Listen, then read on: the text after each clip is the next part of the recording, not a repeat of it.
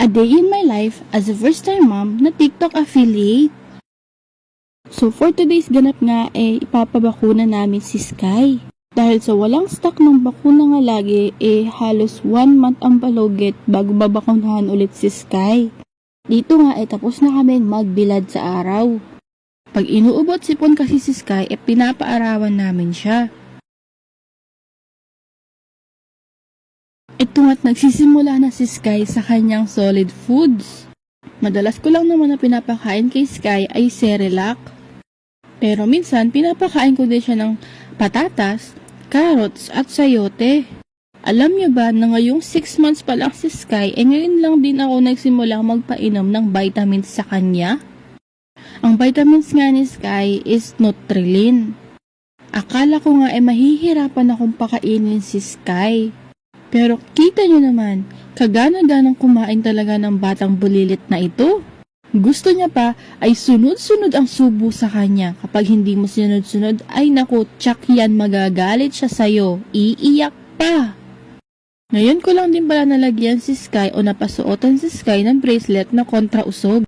Nito lang din kasi nakauwi ng Quezon Province ang aking lola. Tinatawag nga nila itong tugos. Nakakatanggal din daw kasi ng kabag yan kapag sinipsip ng bata.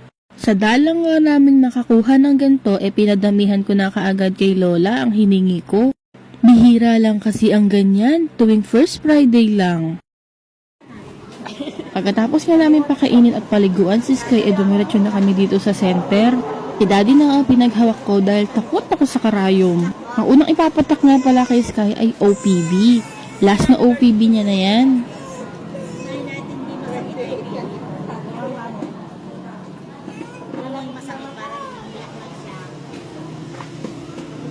Dito ka, baka ito yung tusukin nila. Ito namang unang itutusok sa kanya is Penta. Pangalawa pa lang yan. Habang tutusukan nga si Sky hindi ko na magawang tignan miski ang pagbidyo.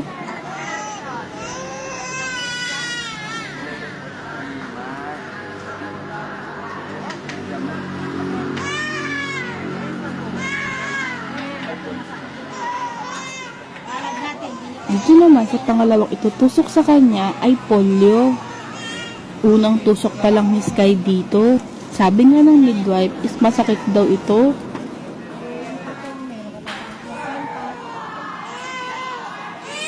Iyak pa nga lang ni Sky ay awang-awa na ako sa sakit ng tinurok sa kanya.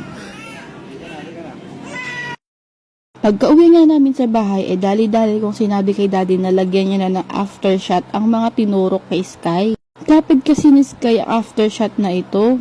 Dahil nga sa cooling and calming effect nito, nababawasan yung naiindang sakit ni Sky. Dito ko lang din naman nabili yan sa TikTok shop at lagi pa silang nakasale. Tignan nyo naman at okay na ang batang bulilit.